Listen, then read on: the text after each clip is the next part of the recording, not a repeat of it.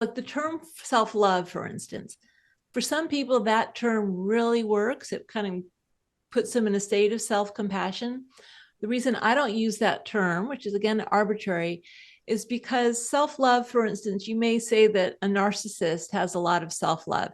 Now, of course, you can argue it's not real self-love, but the reason I like the word compassion, the way I define compassion, is partly because, first of all, it's specific to suffering. The Latin roots are, passion means to suffer, calm is with.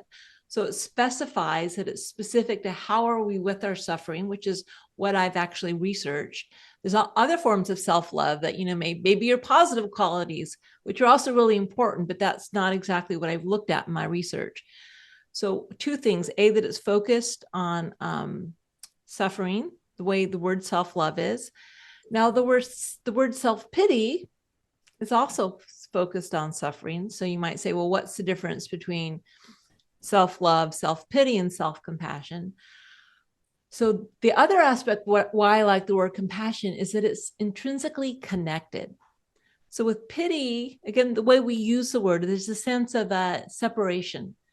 So if I were to pity you, Nisha, I feel really sorry for you. You probably aren't going to like that as much as if I said, hey, Nisha, I've been there. Yeah, I have such compassion for you. I've experienced something, or I can relate.